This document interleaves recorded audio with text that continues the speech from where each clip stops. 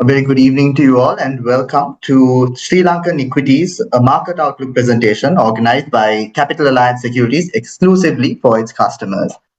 Given that the market has been on quite a bit of a rally over the last few days, we've decided that it would make sense for us to get in touch with our customers and to tell our outlook of the overall market is, and also go into a bit of a deep dive into certain sectors and certain companies that we are more or less positive on. So before we start off, what I'll do is we'll run through the macro side, which I will go through, and then I will pass it over to Sajed to go through some stock picks as well. Uh, yeah, starting off with the overall macro outlook.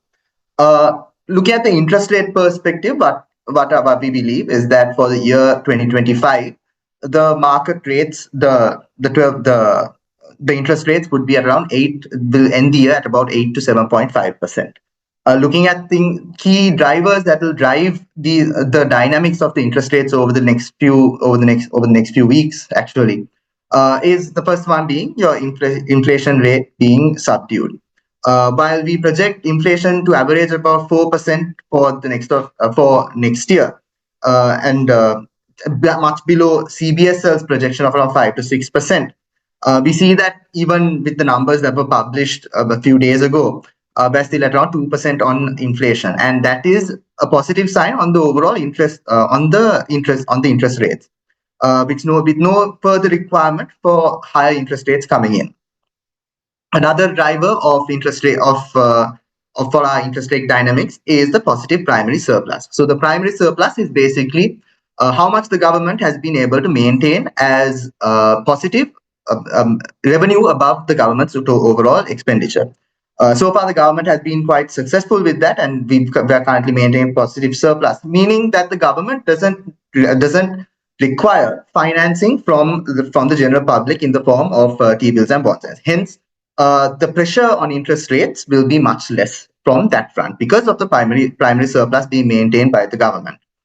The third dynamic that we believe will drive interest rates is the cash buffer that the central bank has been able to maintain. So, like I mentioned earlier, the government has been able to maintain a positive primary surplus, and along with that, central bank has also been able to maintain a cash buffer so that it could make sure that interest rates are within the control of the overall control of the central bank. So if there is additional pressure, central bank can always intervene, and it can make sure that the interest rates are in a manageable level. And because there is no requirement for interest rates to be much higher, we don't really expect any large increase in interest rates, and we expect the year to end off with interest rates being between 8 to 7.5%. And for the next year, we expect it to be at about 7.5 to 7%. Because once again, the dynamics which I mentioned earlier playing through into next year as well. Looking at the overall economic activity, we expect that economic growth would be at about 4% in the long run, while IMF has projected a total of 3.1%. For 2025, our expectation is that economic activity will be at 4.5%, and following which we would hit that long-term average of ours of around 4%. Looking at the three factors that would drive that growth in that economic growth, the first one being improved household spending amidst easing tax burden. While there were adjustments made on the tax front over this year, this has increased the overall disposable income of individuals, and hence with that we see much more economic activity happening. Another factor which would drive the dynamics of economic activity is the lower interest rate and the credit pickup that has been happening subsequent to that. As I meant, so compared to the last few years that we've had extremely high interest rates, particularly in the 2022 period, we've seen interest rates come off quite a bit, and with that, lending has been something that has really picked up. If you look at the credit, the private sector credit numbers, that has been at about 200 million overall trillion during the year. We expect that this trend would drive economic growth because a lot of borrowing has been happening for that consumption related activity. Another factor that we expect particularly to help economic growth going into 2026 would be accelerated construction activity. So since 2019 and to that 2020 period, Sri Lanka's construction sector has been one of the sectors that has been hit negatively and hasn't really seen a drastic increase since that period. Our expectation is that going into 2026, that since we have a primary surplus as well, the government is at a better position to sort of accelerate the construction activity from the government's point of view. When construction activity increases, economic activity has grown as well. And we believe that this would be the case going forward in 2026 as well. While that is from the government capex construction activity levels. Also, when we look at from the private sector, construction activity really has started kicking in. If you look at a lot of apartment projects have started kicking in, and also if you look at construction with regards to smaller projects like household construction has seen an increase as well because of the fact that you're seeing much better disposable income in households, and also interest rates are at a much lower position, which would be more which would support lending to fund construction activity. So, and we expect that to sort of boost economic activity in Sri Lanka, particularly in 2026. So over here, what we're looking at are a few key indicators of economic activity. Starting off, we're looking at the monthly electricity generation. So that, as you can see, while we've been on an upward trend, particularly from that 2024 period, and we've seen a spike in 2025 towards that right after July, right after that April period as well, showing that there is much more activity happening, and that consumption of electricity in line with production activity has increased as well. Another factor that we're looking at is mobile data usage, which is the GB per user, which has been on a continuous uptick. Vehicle registration, which is another point which has really outperformed the market. So what you're looking at is the previous high which we had was in 2018, and the last normalized year of imports which we've had was in 2019. So what you're seeing is the dark blue line being that 2018 previous high year, and also the gray line being 2019, which was the last normal year which we've had. And the light blue line, which is where we are right now, has overshot those periods, showing that there is strong growth coming in from that vehicle registration, and also the consumption activity related to discretionary goods has also seen a drastic improvement. Another factor that shows us that economic activity has boomed is the new company registrations, which has seen a 19% year-on-year increase. Like I mentioned earlier, that loan growth has really loan growth usually historically has been able to support economic activity. And the credit card balance in the country has been seeing a continuous uptick because of those lower interest rates which I mentioned, and also that has been churning much more economic activity along with that. Another factor which has been supporting tourist arrivals, particularly in tourist destinations such as Goa, is the tourist arrival numbers improving. So along with that, we see a lot of dollars coming into the country. Spending in very touristy areas start to increase, and along with that, economic activity increasing, and spending by individuals in that area also starting to improve. Hence, economic activity in those has seen an uptick from that front as well.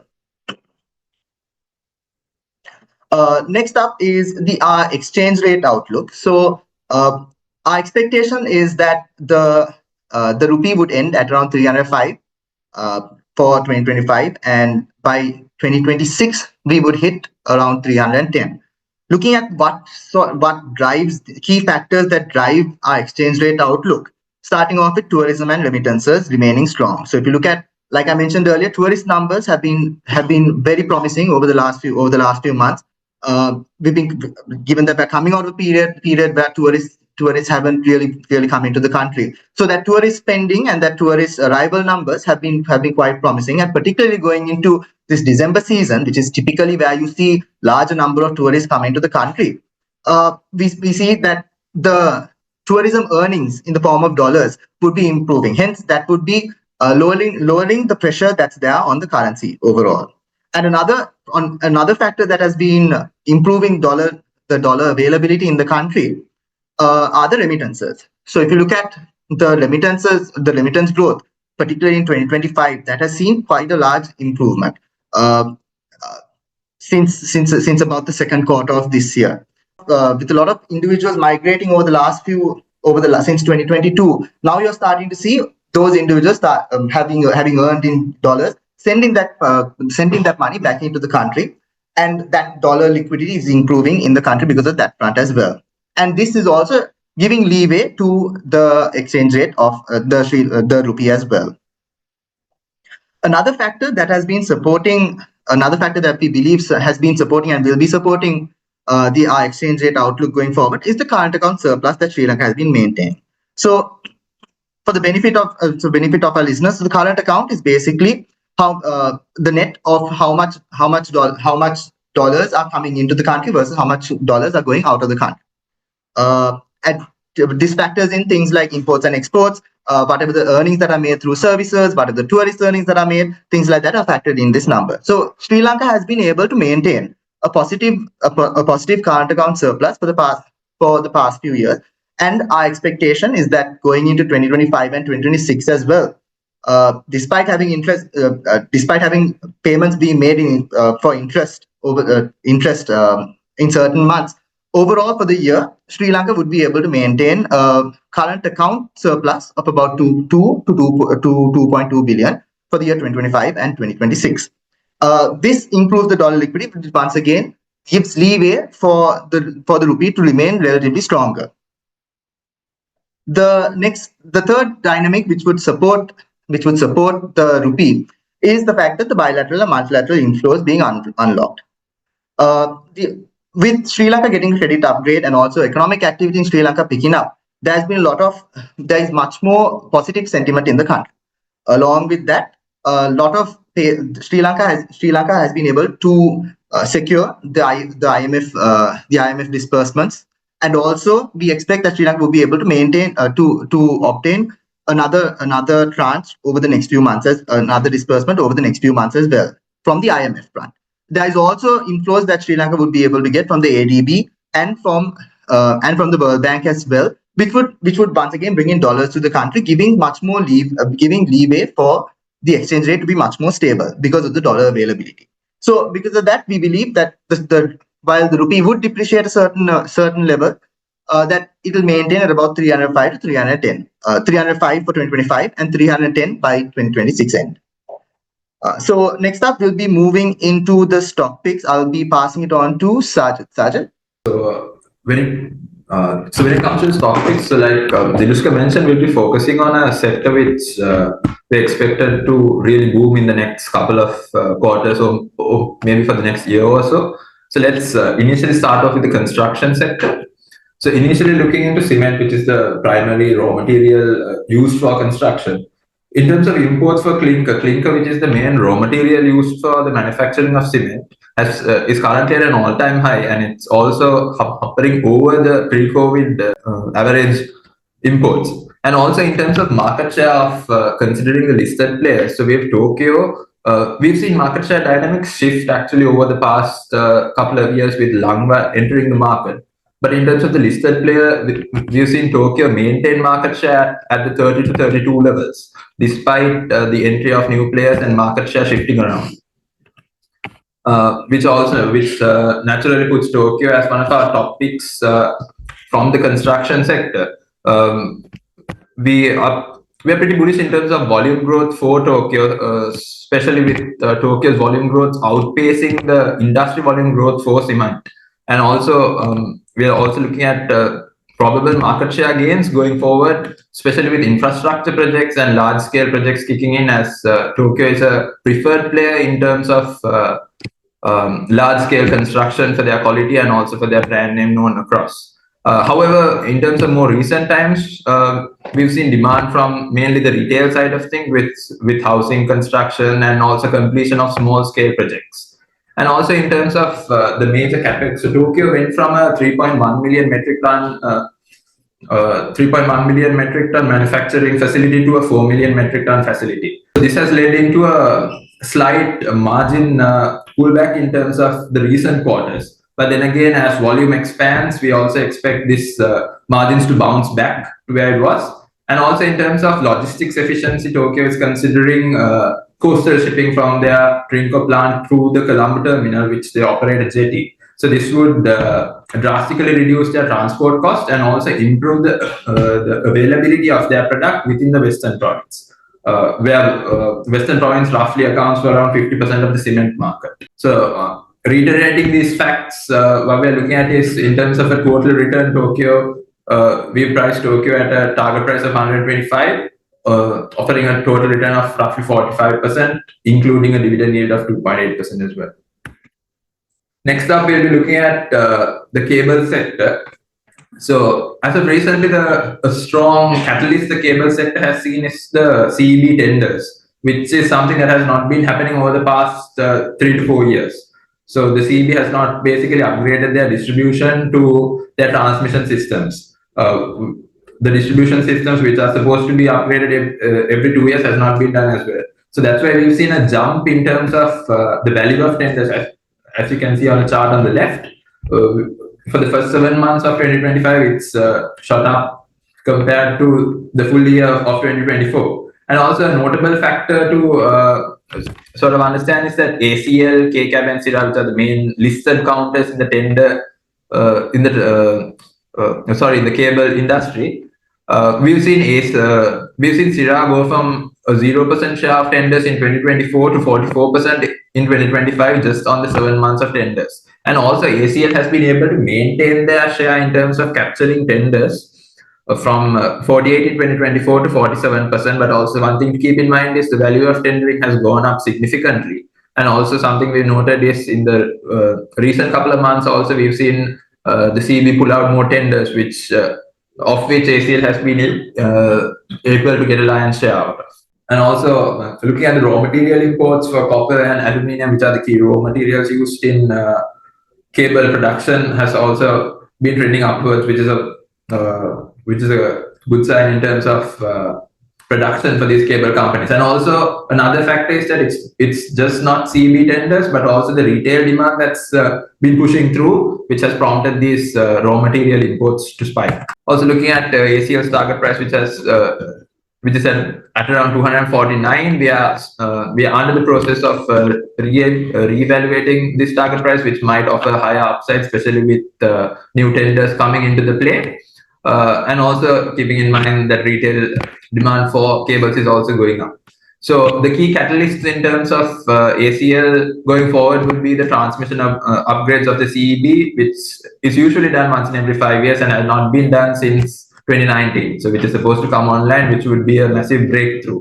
In addition to the distribution lines that CEB is upgrading at the moment. Also in terms of the renewable energy space, so for the past maybe 1.5 years, ACL seen strong demand from the renewable energy or the rooftop solar space. However, given the fact that the grid couldn't handle this sort of capacity, they had to hold and they had to slow down the rollout of the rooftop solar. However, with the transmission upgrade expected to come, the CB will allow for more rooftop solar, which would open that line of business up as well for ACL once again. And also looking at margin stability, we expect margins to be held stable at around the 27 to 30% range. One factor to note is when ACL takes on corporate projects, when ACL takes on commercial projects, that is the CEB to other hotels or apartment developers, it's priced at cost plus margin. So going forward, there's more margin visibility in terms of the group, and despite retail being at a fixed margin. Next up, it's tourism. So, like I mentioned earlier, so Sri Lanka is coming out from a period where tourism took quite a large hit, particularly since 2019. So 2024, we saw recovery coming in, but 2020 towards the financial year of 2025, 2024, that's when we started seeing the industry as a whole sort of making earnings positive once again. And that has sort of revamped the ability of the attractiveness of this sector as a whole. While there has been quite a bit of companies that have moved up, we still feel that there are a few companies that have upside potential overall as well. So looking at why we find the tourism sector attractive at this point, there are three main reasons why we feel it's attractive. Firstly, the finance cost tapering off. Because with tourism numbers improving and the revenues getting stronger, the companies have the tourism companies have been able to build up their cash positions overall. And a lot of these companies have, what they've been doing is they've been paying off part of the debt that they've been having. While towards that COVID period, they've been going into debt moratorium, all their debt had been pushed back. And also some of them were at quite high rates as well. So now, given the fact that the industry as a whole and individual companies are in a much better position from a cash flow perspective, these companies can now start paying down their debt, and also they're in a better position to pay off part of the finance costs that they have. So the finance costs sort of tapering off with the drawdown is starting to impact the bottom lines of these companies much more. So if you look at the overall debt versus the finance costs as a percentage of revenue of the companies, which is on the left on the leftmost graph, you see that it's coming down from those 40 to 45% levels to about 10% in FY25. And we expect that this is likely to continue going forward as well as they keep on paying off their debt. So another factor that is improving in the tourism industry is the overall fixed costs are now being spread out across a much larger revenue base. So like I mentioned earlier, revenue has been really picking up in the tourism sector, given that tourist arrivals have been stronger as well.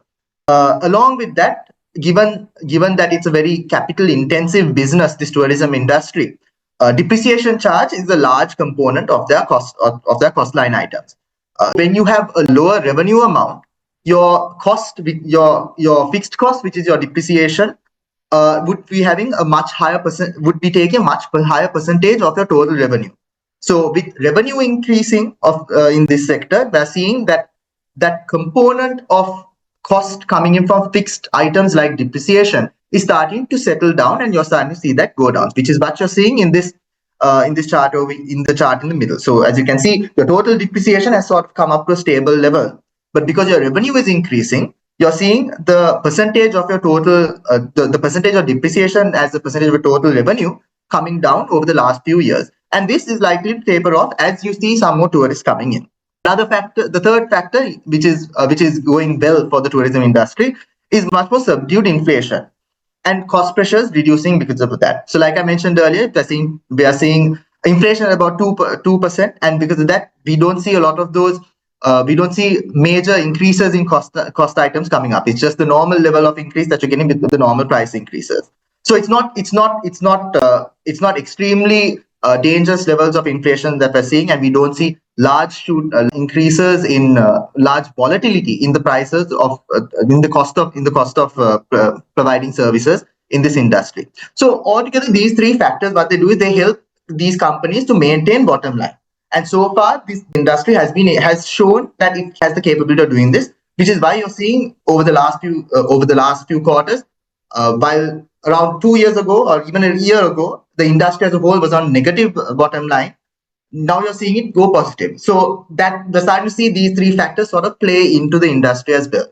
And going forward also with the expectation that tourism arrivals would be improving, particularly as we go into this December season, which is typically a tourist heavy season, we do anticipate that revenue would see a slight uptick.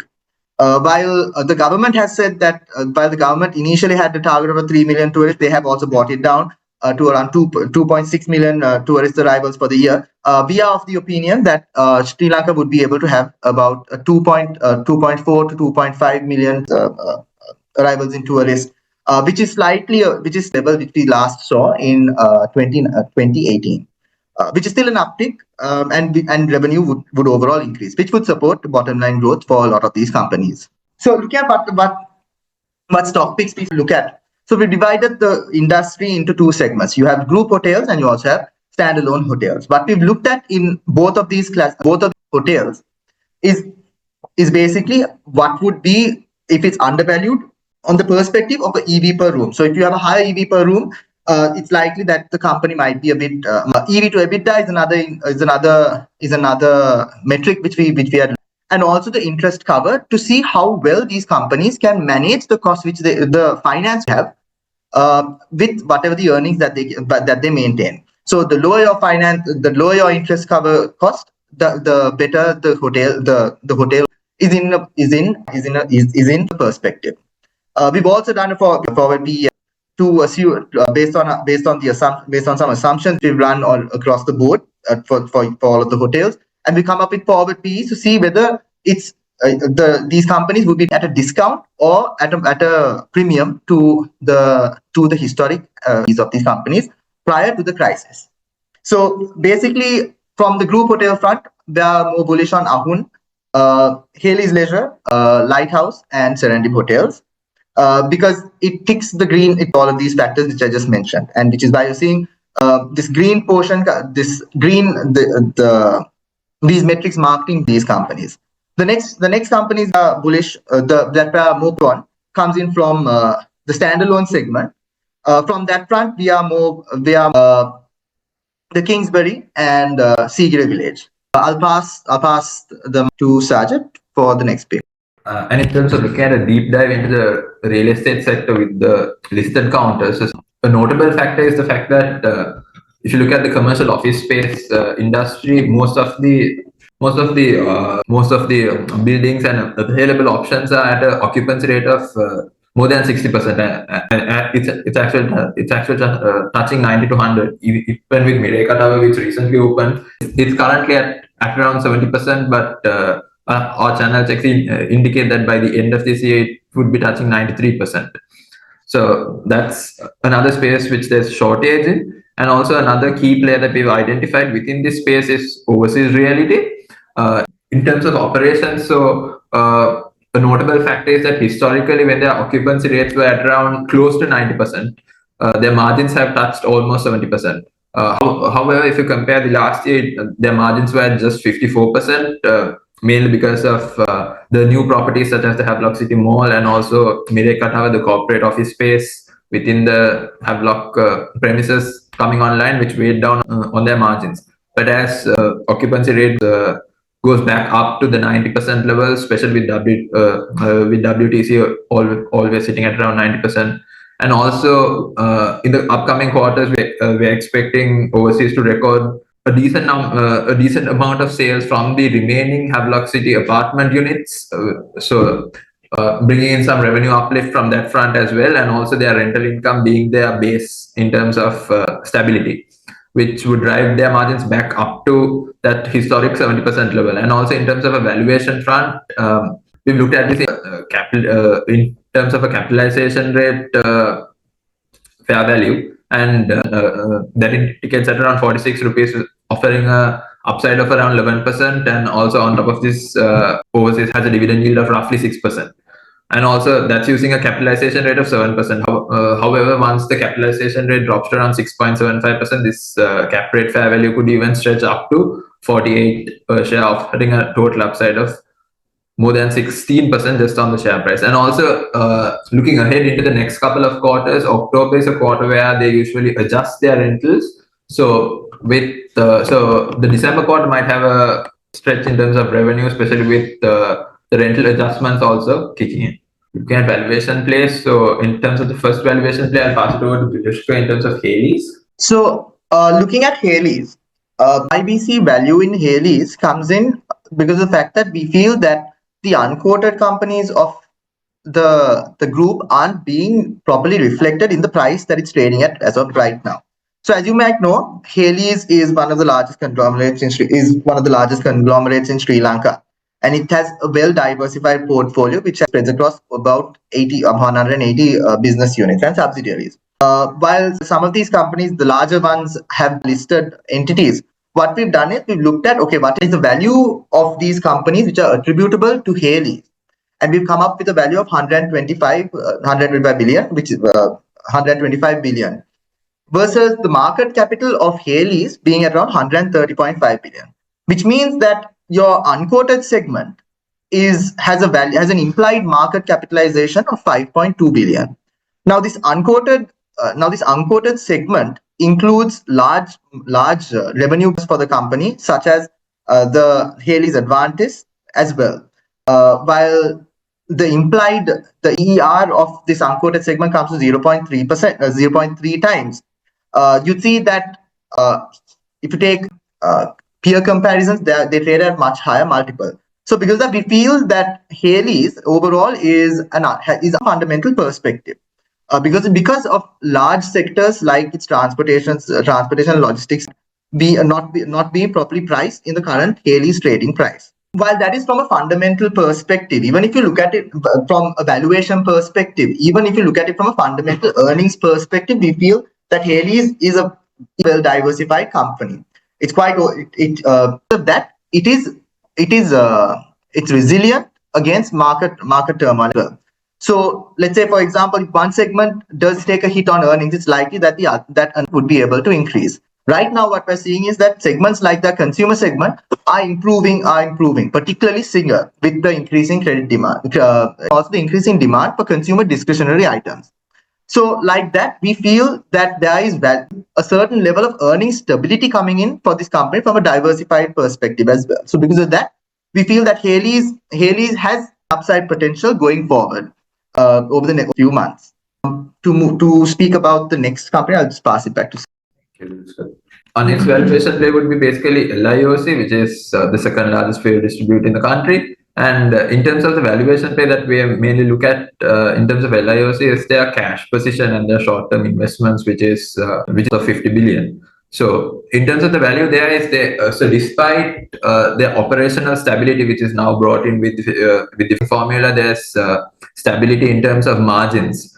So we expect their margins to hover at around 4%. In addition to this operational stability, there's also the cushion that they have to lean on in terms of their finance income, which they can generate through their short-term investments and their cash position. And also this roughly brings in north of 1 billion per quarter. And also the operational aspect brings in roughly maybe 1.3 billion after the latest quarter. So this is the valuation play, and also if you look at the cash value per share, that's roughly about 108 rupees per share, whereas the shares currently trading at 130 levels. However, going forward, look at the next quarter. So the price reduction this quarter was not something. The price reduction this month was not something that we expected. So there might be a slight margin squeeze in the next couple of quarters, but this will sort of revise with the along with the price revision. And also another notable factor that LIOC has sort of carried out in terms of making their production or making their business model more lean is reducing their inventory days in order to adjust for this in order to adjust for the retail price change on a monthly basis. So they've reduced their inventory days from roughly 45 days to around 30 days as of the recent quarter. Next up, we'll be looking at the dividend counters in terms of a stable company to invest in compared to an FDA. I think we have a couple of counters which are also experiencing a certain degree of growth with the consumption pickup. So first up, looking at LLUB, it's at a target price of 218, and also the key factors that we're sort of seeing is the automotive fuel sales and lubricant sales sort of moves in line, and with the tourism also increasing and also activity overall improving, we expect the whole also to improve, and also naturally Chevron, which is the largest industry player, also will gain this benefit going forward. And also in terms of margins, LUB did sacrifice in terms of their margins if you look at maybe last year or so. But then looking at the previous couple of quarters, they've been able to hold that hold within the 30-35% range, which is not as high as the historical number of around 50%. But holding or breaking their margins back up to this 30-35% range has helped in terms of their bottom line visibility going forward as well, and also obviously improving their earnings going forward. And in a low interest rate environment, their dividend yield. So LLUB maintains a 90% payout ratio, which translates onto a very strong dividend yield in terms of historically looking at it has hovered around 7 to 8%. But then going forward, we expect with the earnings uplift, the dividend to be back up at around 10%. And also another factor that I missed on is in terms of lubricant demand, something notable is that service cycles are now normalizing, especially with motor vehicle transfers being much more higher than what it used to be a couple of months back with new vehicles coming, and also the second-hand market activity picking up, which has normalized service cycles where people don't skip out on services and they service on time, which is also pushing in terms of lubricant sales for their earnings. And also some another notable factor we've seen is so if you look at the past couple of quarters, one of the key factors why their margins remain quite low, below the 30% mark, also was primarily due to Chevron and all other market players offering massive discounts on their retail price. However, this trend has reversed, and now what we are seeing is sort of price increases, which is also an indirect indicator that demand is picking back up. Moving on to our next option, CTC, which is sort of a very stable business. However, a notable factor is that we've seen volume declines over the past couple of quarters, except for the last quarter where we saw a positive volume growth. And also going forward, we expect to see further volume increases as consumption, as the player sort of kicks in. And also in terms of EBIT margins, they've also been able to improve their EBIT margins with efficiency initiatives and timing variances in inventory purchases. And also for the outlook for them would be basically we are looking at maybe single-digit volume growth for the next couple of quarters, and also the EBIT margins to hover at around 80%, which is sort of reaping fruit from the efficiency initiatives undertaken in the past couple of quarters, which is reaping fruit right now. And also in terms of their strong dividend yield, with once again a 90+% payout ratio, which would translate to roughly 10%, which is much higher than what ordinary fixed deposit instruments offer right now in the market. So in terms of presentation, I think we're done with our slides. We'd be happy to take any questions on any specific counters or on the macro front as well. So there's a question on the prospects for the banking sector. So over the last few quarters, the banking sector has performed quite well, primarily because of impairment reversals that have been coming in from the banks, and also that we were at the tail end of the banks holding on to high interest yielding assets. And because of that, a lot of the growth has been driven over the past few, this is prior to the last 2 quarters, a lot of it has been driven by that net interest margin being much better for the banks. Right now, we are seeing with interest rates coming down, and also because credit not being there in the country for a long period of time, we're seeing a large growth in credit. Because of that, the volume of loans have been increasing in the banking sector as a whole, and that has been, and that is the banking sector, and also the non-financial banks, the non-finance companies, the NBFIs as well. So with that, we've seen a lot of these, even though interest rates are lower, the banks and finance companies also, to be honest, have been able to increase their overall net interest income as opposed to the margin, which flows once again down to the bottom line. While this is a certain level of normalcy coming back into the banking industry post-crisis and post-debt restructuring, our expectation going forward is that what you're going to see over the next few quarters is likely to be the normalization process of the banking industry. We're highly unlikely to see calls on large impairment reversals coming in with most of the banks. No large impairments coming in from most of the banks. But eventually, over the next year, the expectation is that there's the level of normalcy to come in. And once that normalcy sort of hits in, how you decide on what bank is able to sort of outperform the others is on how well you utilize the loans that you have, how well you're using the equity and the assets that you have on your book. And that is where a bank with a higher ROE or a bank with a higher ROA would be able to outshine the other its peers. I think there is a question. There's a question on tiles as well. So in terms of tiles, our sort of outlook is a key metric that we've been monitoring is also the tile imports. And also we've been doing our channel checks in terms of local tiles as well. So the problem is that we've seen a lot of alternatives emerge for tiling, like laminated flooring to various other options, which have sort of seen an uptick. And also with basically imported tiles having that spike as soon as imports were opened up, that trend has also flattened out as people have switched over to alternative flooring options, which are much cheaper and also much effective. So which sort of doesn't paint a positive picture in terms of the tiling industry unless there's another major catalyst or they move on to alternative flooring systems as well. So at the moment, that's sort of outlook in terms of tile. So in terms of PLR, they've basically almost sold out most of their current units in terms of ready to move in units. And also they have a pipeline of 3,500 plus units coming up over the next 4 years. So which paints a very positive picture in terms of where the earnings will be headed, and also especially with the construction sector being subdued or being basically not happening, basically activity being very subdued in the sector for the last 2 to 3 years. And there's also a lot of demand in terms of vertical living within Colombo and its suburbs. So that sort of paints a very positive picture in terms of earnings going forward for PLR as well.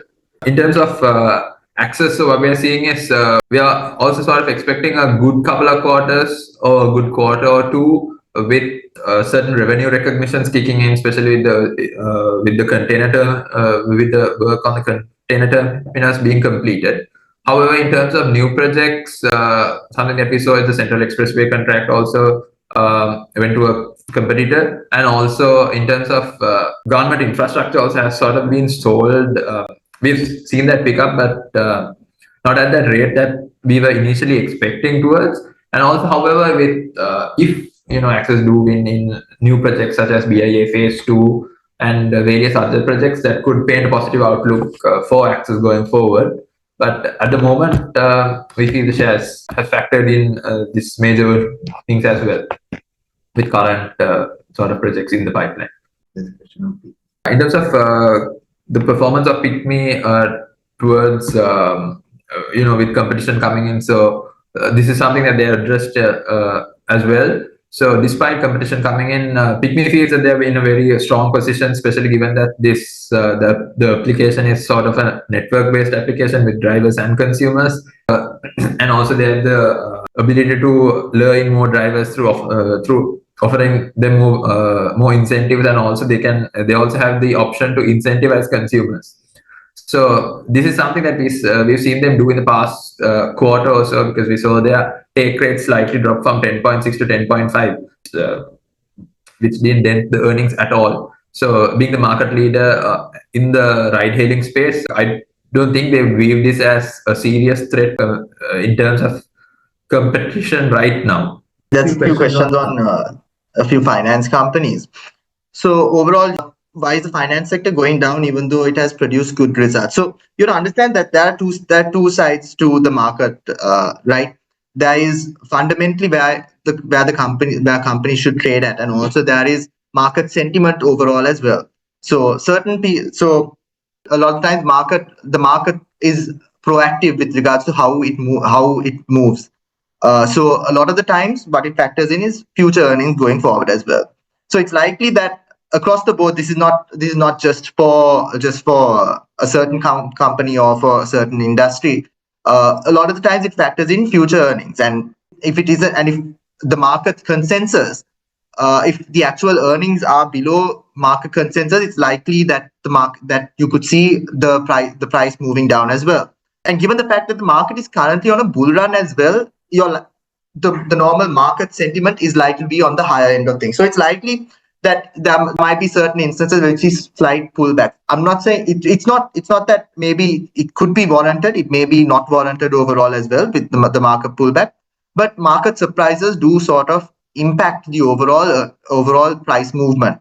When I mean market surprises, I mean the earnings surprises. And given that we are in the earnings season as well, it's like to see the market reacting to the earnings as well. So these movements are normal and they're healthy as well. I would say it gives an opportunity to whoever who has, if you have, this is not with regards to any particular stock, but in general the market moving downwards, it's like to be it's like it could have potential for you to buy whatever that you feel is undervalued overall. It's an opportunity as well sometimes, that downturn that you have. But yeah, I hope that answers your question. There is another question on the PER of a company being quite high. With regards to that, so like I mentioned, you're looking at a lot of the time the market anticipates earnings going forward, and company and if the market consensus once again is that earnings are going to improve drastically over the next not over the next few quarters or the next few years, you're likely to see sometimes some of these companies trading at absurd multiples. It doesn't mean that it's warranted, but market consensus sometimes moves it upwards, and it could be wrong, because at the end of the day, it's just the consensus that the market feels is where it should be trading at. There is also a question on the plantation sector. How about plantation companies? So overall, plantation companies are quite a bit of a cyclical business, given the fact that it's quite dependent on the weather conditions. Given the fact that we've just had a bit of rain across the country, and also because we are moving into that monsoon season as well, it's likely that that there might be a bit of the yields might take a bit of a hit going forward. So because of that, timing with regards to the plantation sector, I would say timing is something which is very important overall because of the cyclical nature of it. Yeah, I hope that answers your question. So looking at in terms of TJL and MGT, specifically looking at TJL, especially given the fact that their manufacturing facilities in India, which is roughly 55% of their capacity is sitting in India, which right now with India experiencing a higher tariff rate, but we expect that to come off. That would mean, especially with Europe also cooling down towards Sri Lanka with a lower tariff rate with the most preferred nation sort of thing. So given those conditions, we feel that the outlook for them might remain positive, but then again, we also need to consider the fact that there's so much of volatility with the tariff rates as well. So in short, it would sort of be basically good to sort of wait it out in terms of the back and forth in terms of tariff, especially with the tariff rate on India, which could be a big one for in terms of the outlook for TJ. So once again, looking back at PLR, like I mentioned previously, given the fact that they have a strong pipeline of units for the next couple of years, that especially in terms of vertical living and apartments coming up, they look pretty positive, especially like I mentioned previously with construction being subdued for the past 2 to 3 years, and also now people being more confident in terms of making these large purchases with the economy also normalizing. Looks in terms of an earnings outlook for the next couple of years looks pretty positive. So there's a question on LFIN and AMF, an outlook on that. So overall, LFIN being one of the largest finance players purchasing AMF, it's quite a small portion which gets added on to its overall portfolio. So while there is a benefit for the company, I wouldn't say it's largely a material sort of impact that you'd get from that. But obviously, given the fact that your loan growth is increasing from there is an increase coming in from there. So in terms of why CLND is trading higher than OSIA, it's basically once again market perception. However, in terms of a fundamental point of view, what we feel is OSIA is a much more stronger company given their base in terms of revenue, in terms of key properties within Colombo, so such as Havelock City and WTC, and on top of that, they would have any additional apartment sales. So in terms of a fundamental perspective, we feel that OCI is a much more better option in terms of earnings and fundamentally as well going forward. But then trading could be it could be a perception in the market in terms of the recent acquisition of JAT. So that's basically geographical expansion for JAT in terms of their within their stronghold, which is wood coating. So they've acquired one of the largest players in the market and one of the oldest players also in the market, which we think could be a good addition. However, one factor that needs to be considered is this acquisition might be debt funded, which means in the shorter term it might weigh in terms of earnings and ROE. But going forward in the longer picture, in the bigger picture, seems like quite a good choice, especially given that they're expanding their geographical reach in terms of within their area of expertise of wood coating and paints. I think with that, we've come to the end of our session. Thank you so much for joining in on this session, and looking forward to catch you all at the next session as well. Thank you. Hope you'll have a nice day.